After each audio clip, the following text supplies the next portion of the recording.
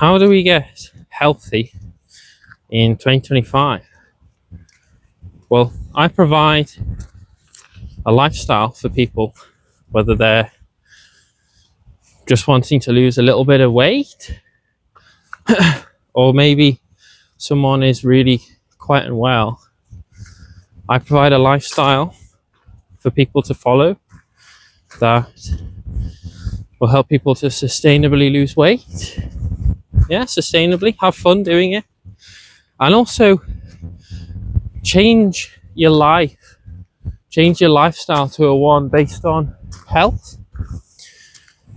So, yeah, I go over lots of all the factors, but just like today, so part of it is, the weather's not great today, but if you're hard enough of it, okay, you have to change your lifestyle, okay, and it can be difficult, just like if you're just living a sedentary life, 9 to 5, and then sedentary, and you're not ever getting uncomfortable, pushing yourself and making yourself uncomfortable at any point, then you shouldn't expect any change, okay? You shouldn't expect to see anything good coming out of sitting on the couch, sitting on the office chair, sitting on your car chair. So at the core of the lifestyle that I coach and promote is, so I coach the freedom lifestyle. Freedom. And that's freedom from being overweight, freedom from being unhealthy. And I do it, the way I do it is, I don't sell any drugs, I don't promote any supplements or any vitamins. I simply help people to help themselves naturally through diet and lifestyle to help the body. Essentially, all you can do is get yourself as healthy as you can, and then the body will work as effectively as it will work. So if you're on any drugs or any supplements or anything like that, so classically a lot of people now, they're on weight loss drugs and diabetes, type 2 diabetes drugs, hypertension drugs. What you need to realize is, if you are on drugs to, inverted commas, medicate for any ailment, any sickness, which a lot of people are, millions and millions of people, if you're watching this, you're probably on at least something. It's not fixing the cause of your illness, okay? It's treating the symptoms. So if you fix the cause of why you're overweight, feeling ill, you can also get rid of the drugs, okay? Get rid of the drugs. So if you fix the cause, which the drugs never do, they only treat the symptoms, what you can do is free yourself from ever needing to take most drugs. So obviously type 1 diabetes, that's incurable, but type 2 diabetes is non-insulin dependent diabetes, so you don't actually need to take any medication if you fix the cause of what's causing the body to become insulin resistant. And I coach a vegan, low fat, low protein, high carbohydrate lifestyle with exercise. So at the core of the freedom lifestyle, there's two things, okay? There's two things. One of them is the food. So if you fix the food, I hope you can still see me and there's not too much water on the lens.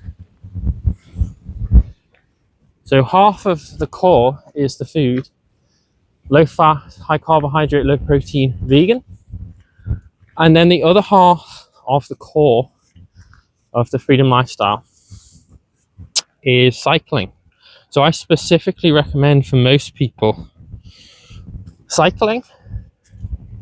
So cycling is, and more specifically really for most people, road cycling. So if you can get a road bike, because with that you can, oh, there's a crow chasing a heron, a buzzard, I think, or a sparrow.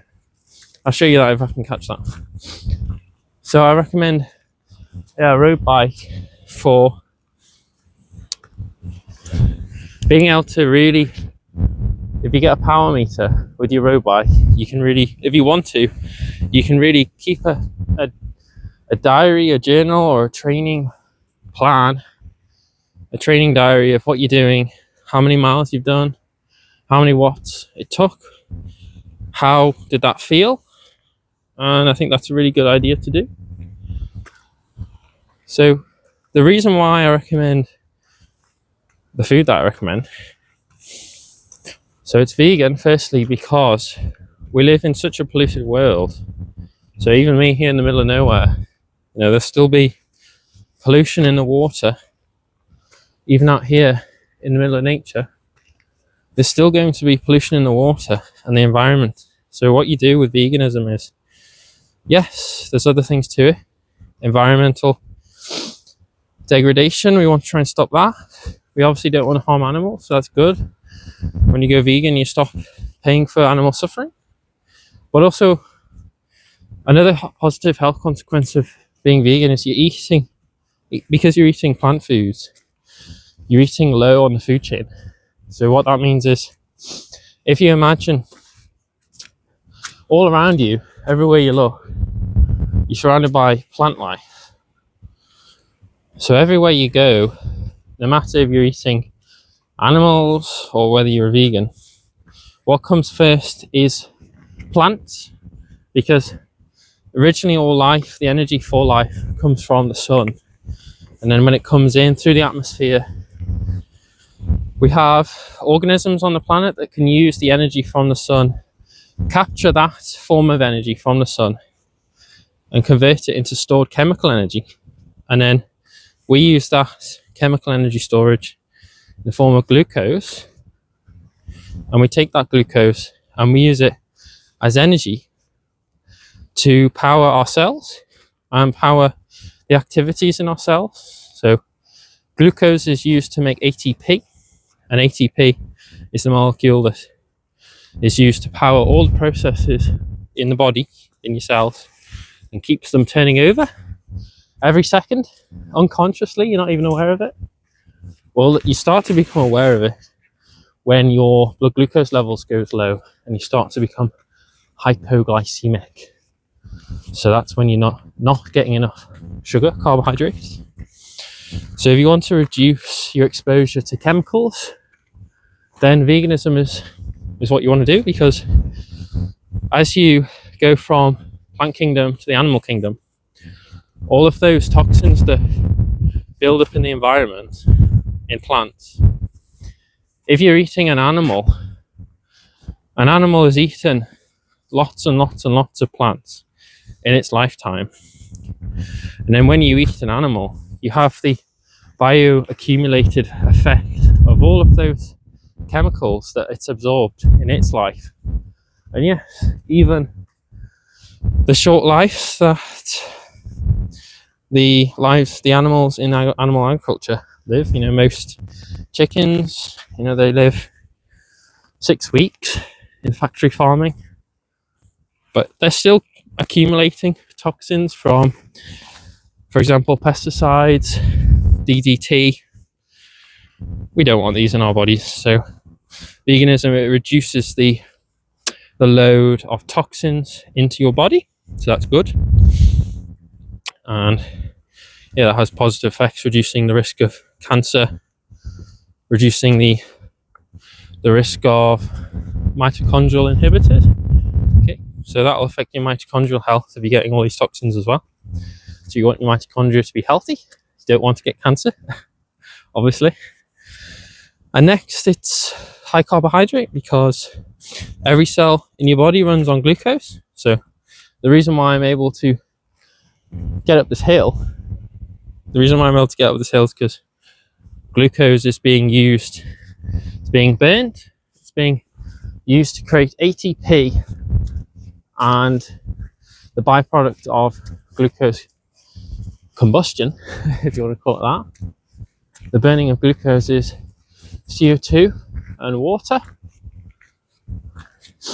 and you got heat as well.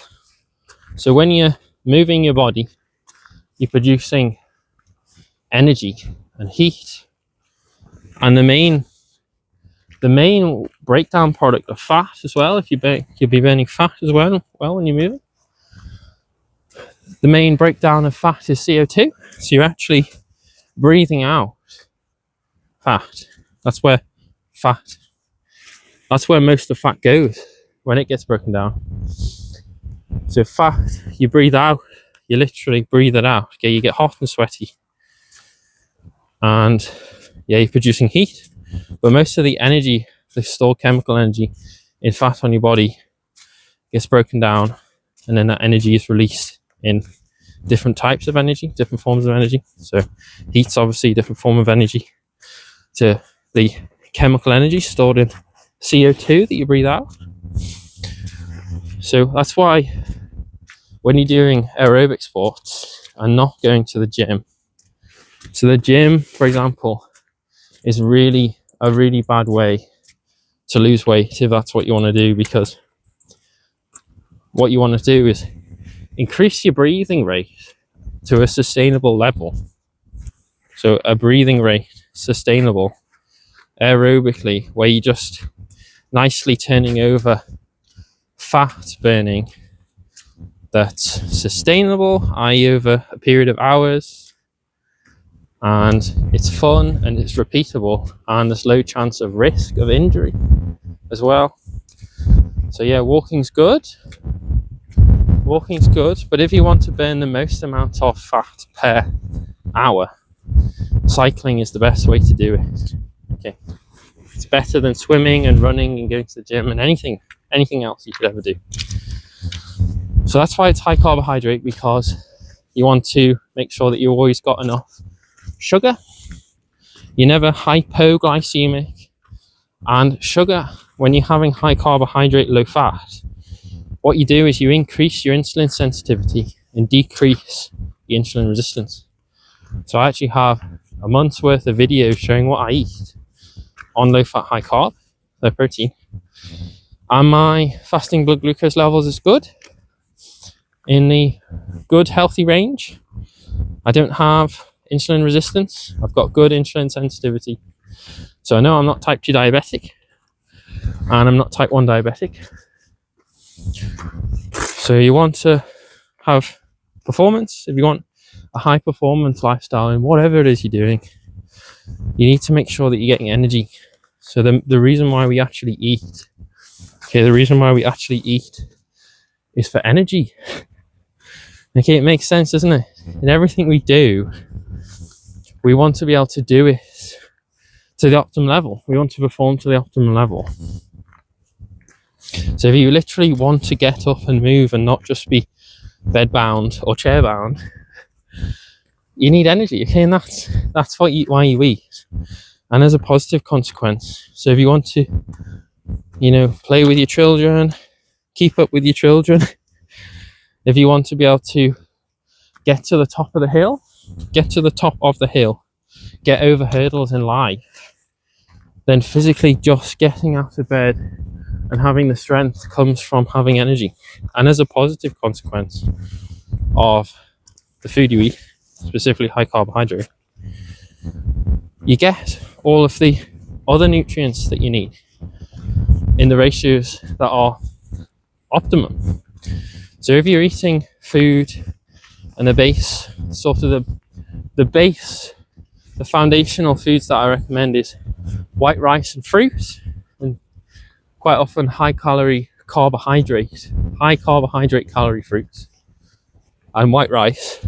And the amazing thing about these foods is they're high carbohydrate, they're low fat, they're low protein, and you get all of the micronutrients you need, all of the macronutrients you need. So you're getting all of the healthy fats, for example. So all the most of the fats that you get in white rice, for example, are the essential fats. So you've got the omega fats that you've probably heard of, the omega-3, omega-6 fatty acids.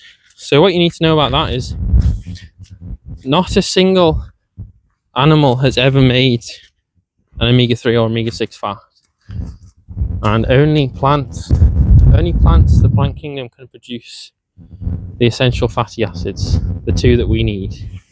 So alpha linoleic acid, for example, ALA, you probably hear that a lot, and this comes from plants actually.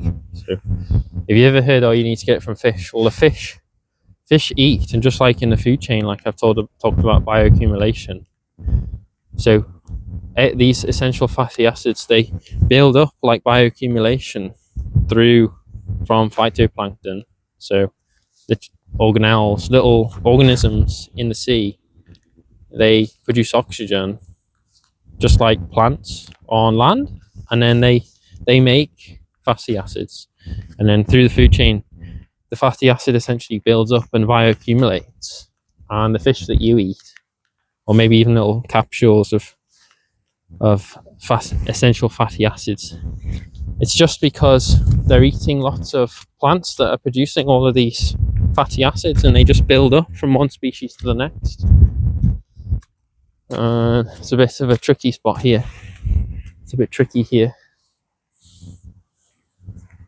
Gonna try not to fall over.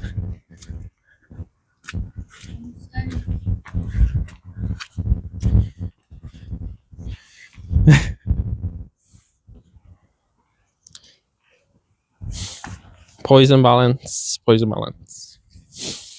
So the next thing is, so we've gone over carbohydrate, we've gone over veganism. So now we're going to go over the next macronutrient is, so you're keeping your protein intake low, and this has lots of positive benefits.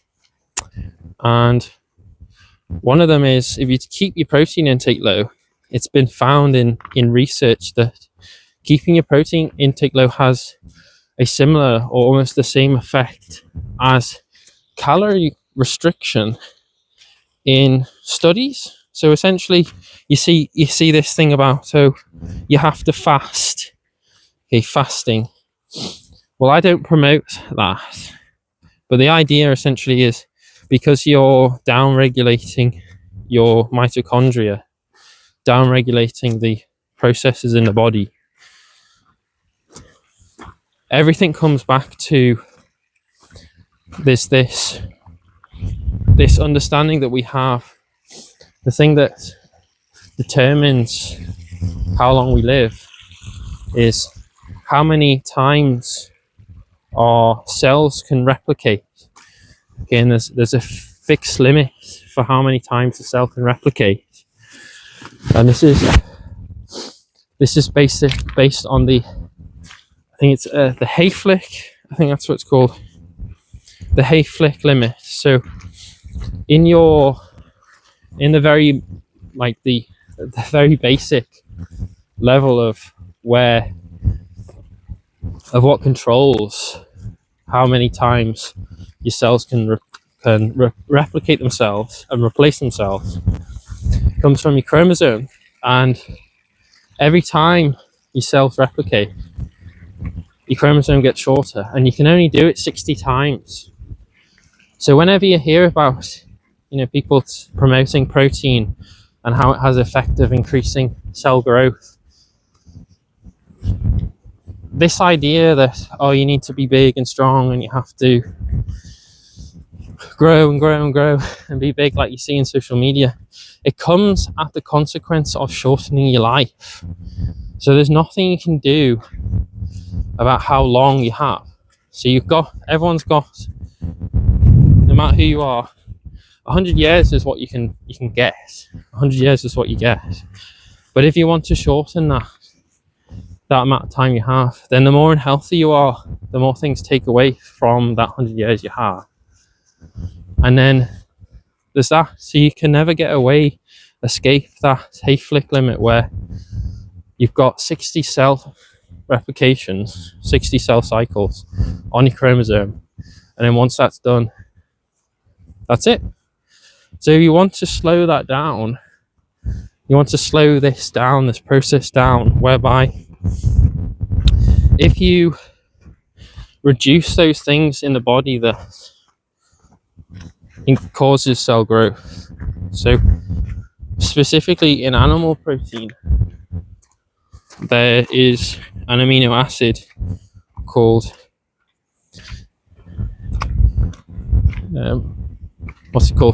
methionine. So there's specifically amino acids that occur in high quantities in animal protein that causes increased cell growth in the body, and this is through activation of something called mTOR. So mTOR is an enzyme that says basically once all of the nutrients are very available, there's lots of them, so there's lots of protein and lots of fat, it basically switches on this pathway which is telling cells to grow. And when you reduce these factors that increases cell growth, so high carbohydrate, low fat, low protein slows down that, and you switch from being anabolic to catabolic. So instead of being in a constant state of just growth, you switch to a state of just maintenance. So your cells are they're not constantly growing. You're not increasing the rate of cell growth and shortening your life. So if you want to not age as quickly, the things that make you age as quickly are stress, animal products, high fat, high protein diet. Essentially what an unhealthy lifestyle is, ages you. And there's this thing called AGEs, okay, advanced glycation end products, and there's a theory that these AGEs cause essentially us to age. So that's the acronym, is age. So those foods that are high in AGEs, advanced glycation end products, these are essentially, most of them, these are high fat foods, animal products, lots of roasted foods, and for example, white table sugar, because you always hear, well, sugar makes you age. White table sugar actually has a value of AGEs of 0, compared to if you compare it to foods like chicken and fried chicken, and these are much thousands of times more unhealthy. And also, keeping your protein intake low, it causes the body to want to burn more fat, because if protein is literally low, it'll not use protein to produce energy, and it'll use fat instead. And it's low fat because fat is the thing that causes type 2 diabetes. It causes insulin resistance, excess dietary fat. Okay, fat is the biggest toxin in the Western lifestyle. Okay, the food that you eat is the thing that is causing you to get unhealthy. It's the food. Okay, it all comes down to the food. So that's a basic overview, and essentially you'd be eating, maybe 3 bowls of rice a day with some herbs and spices, some nice sauces, spicy sauces, eating as much fruit as you want, and then cycling. I recommend, you can get a road bike, but mountain bike's okay. The good thing is about a road bike is you can really, with a power meter, you can really quantify how much training you're doing. And if you keep a journal of how much you did each day with how much power, you can work out if you're having enough fuel. So if you're feeling tired, you can work out, well, You can quantify it with actual numbers on a power meter on your screen, on your bike computer, and you can find out if you're actually eating enough not to get tired. Hope that you can still see me and the lens isn't too wet. I might put the camera down for a moment so I don't fall over. Hope you're enjoying the video. If you are, then like and subscribe. I'm here to help. I'm always here to help. I'll always say the same message based on life experience and the science, and also just for me, I find that I'm someone who can take in all the information. And a lot of people, they get confused. They see lots of conflicting information, and if you have someone who can actually understand and see how the world works rather than just always getting confused. So part of that is realizing that a lot of science that you might hear is fake food industry science. So you might hear olive oil is great for you, but it just comes down to the fact that if you see an actual sort of man-made food, a product like olive oil, which is just literally, it's a food that's not natural in nature. If a company wants to sell more of that product, a good way to do it is, well, here's some science that says it works great. But if the funding for that science, it says at the bottom, funded by or partly by the olive oil industry, you can't trust it. You can't trust it. And I recommend white rice because white rice is actually the most trusted food on the planet, because it's the most tested food on the planet. So white rice has been eaten by billions of people over thousands of years, and still today continues to be eaten by billions of people. And the largest nutrition study that's ever been conducted, the largest nutrition study ever conducted was in China. And they found that people living off white rice, very much as close to vegan or plant-based as you can get, were the people who are the healthiest. So, for example, in rural China, where they live basically on a staple of white rice and fruit, but their main staple is starch in forms of white rice, they have very, very low or almost none, no heart disease, diabetes, high blood pressure, all of these, and obesity as well. And it's because of the food. It's the food. So if you fix the food, you don't need to always be taking drugs to fix the symptoms of what's causing it. So if you look around the world, the places that are suffering from disease is the West. It's not the East. Look at this.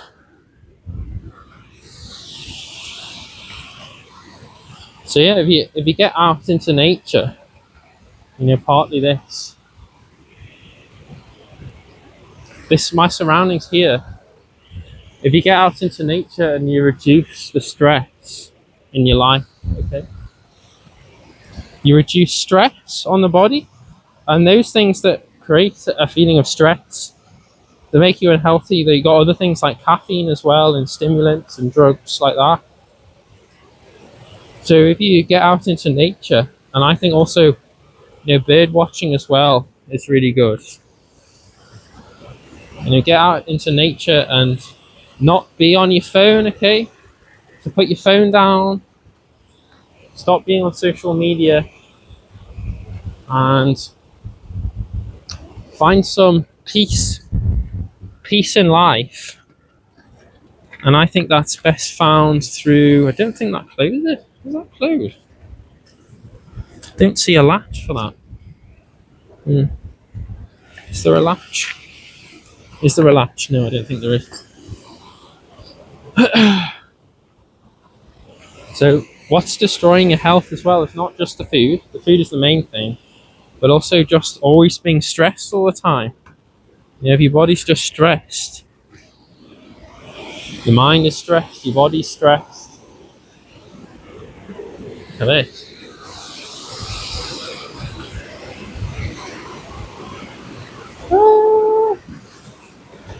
So would you rather be in an office right now in an office job or out here in nature with the birds and the bees. Look at this. So this is one of the peripheral things, okay, at the core. At the core is the food and the cycling. And then around the periphery is reducing the stresses on the body, okay? Reducing stress. Look at this. Ooh. Been a lot of rain, so it's quite high.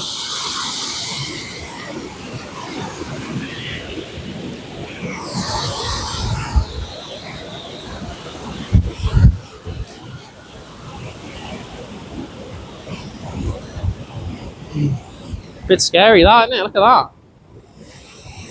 Woo!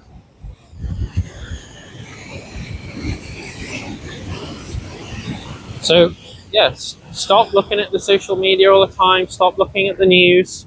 I recommend just staying away from any news reporting now, to be honest with you, or any social media. It's not good for you.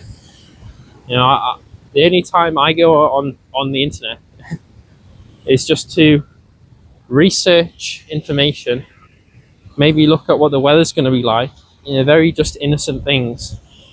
And don't stay away from Instagram and TikTok and Facebook. You know, it's not good for you. You know, I remember when I was growing up in school, and you know, specifically at that age when you're just a kid and you're growing up into adulthood, all that I ever saw social media that was used for was just to bully other people. That's all I ever saw. And now, you know, as an adult, all I see it used for is people who are selling supplements, taking anabolic drugs to create a physique that isn't normal or isn't natural. So that's partly, you know, what I talk about is, you know, the social media and fitness industry where you see people, you know, at the gym. It's just an industry to sell supplements. Okay, the people that you see on social media, you know, they're all basically taking drugs to create physiques, you know, these muscular physiques. It's not natural, it's not normal, and it's not attainable by just eating a protein powder. Okay, it's steroids. If you want to look like the Hulk, did the Hulk take protein powders? Well, no, the Hulk, he went through a thing happened to him that wasn't normal, was it? That transformed him into this superhuman being, and it's just like that. So the Hulk didn't eat protein powders to get big. Okay, he took, you know, something happened to him that made his physiology superhuman. So protein powders, all these supplements, it's not what makes people look big and healthy. And another positive consequence of keeping your protein intake low is when you want to know what an organ system does in the body and how you can get it healthy, the best way is to look at, well, what does it do? So what does an organ do, a specific organ do? So the kidneys, the main thing it does is, so about 70% of its workload, so most of its workload is to deal with nitrates, so nitrogen, to excrete it into your urine and get it out of the body. And most of that, you know, that comes from protein. So there's no nitrates, no nitrogen in carbohydrates and fats. It's all in amino acids in protein.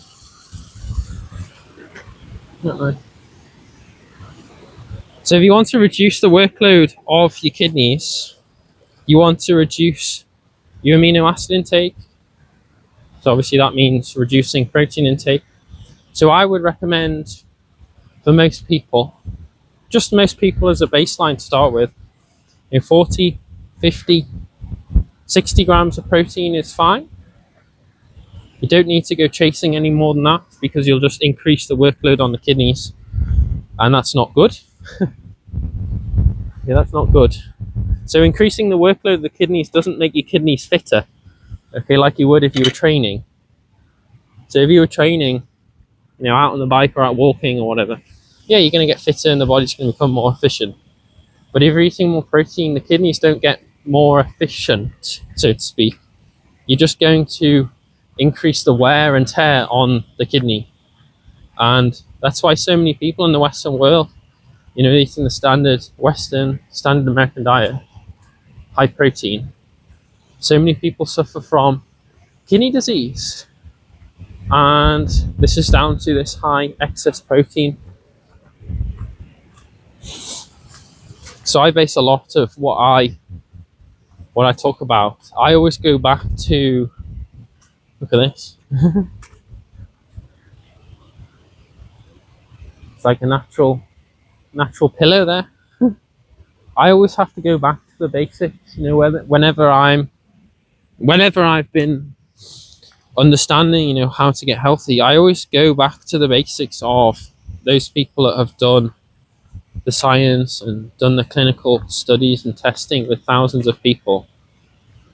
And I always come back to, well, what's the definition of type 2 diabetes? Okay, and that came from someone who coined non-insulin dependent diabetes in 1936, and that was Harold Percival Hemsworth. And he said high carbohydrate is the way to go if you want to be healthy.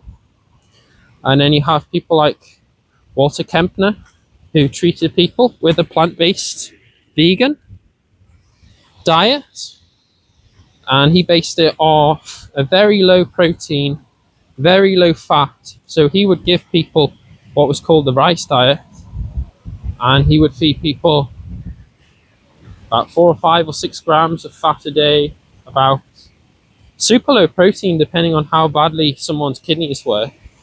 He would feed them down to about 20 grams of protein for some people, but it had a very high carbohydrate. There was a lot of carbohydrate, so it was well over half a kilo of carbohydrate a day. So that broke down to about 90% carbohydrate, 5% protein, 5% fat. And in the 1940s and 1950s, he was reversing diseases that were chronic, that had no treatment at the time that Walter Kempner was giving people, he was treating people with diet. So he was treating people that their only chance was to get the food right. And he had better results in the 1940s and 1950s with a high carbohydrate, low fat, low protein vegan diet than modern pharmaceutical drugs do. So he was reversing type 2 diabetes. He was literally making blind people see because of the damage from type 2 diabetes. He was reversing heart disease. He was lowering blood pressure. Okay? And there was no drug treatments available at that time that were basically used and abused today. And I have to go back to there's other people that did studies, like Shirley Sweeney did studies in the 1920s on diabetes, showed that it was high carbohydrate, low fat, low protein is the way to go. You've got other amazing people like John McDougall as well. He's got thousands of people. A doctor called John McDougall who advocated for the vegan, low fat, high carbohydrate, low protein lifestyle, and he treated over 12,000 people by the time that he, rest in peace, John McDougall, died in June 2024. And yeah, there's loads of other people that you don't really hear about. You got Dennis Burkitt, who was looking at the effects of fiber on the diet and how it can reverse abdominal pressure syndrome. Wow, look at this. You got people like Esselstyn as well. Look at that. So there's no water, so this must be an old waterfall or a mine or quarry. Sorry, no quarry there. So what you need to realize is the people that are telling you to eat, the doctors or people see on social media, or anyone that is telling you to eat a high fat, high protein diet, they only care about money. Okay? It's always about money. So sick people make money, healthy people don't. So if you like these type of videos, then like and subscribe. And thank you for your time. If you want personalized coaching and more information, I've got other videos on the channel. And yeah, you get in touch on the email in the description for personalized coaching if you want to get healthy. If you got any comments or questions, put them in the comment section below. And I'll see you in the next one. Thanks for your time. Hope you enjoy the view here in the Lake District, UK, November 2025.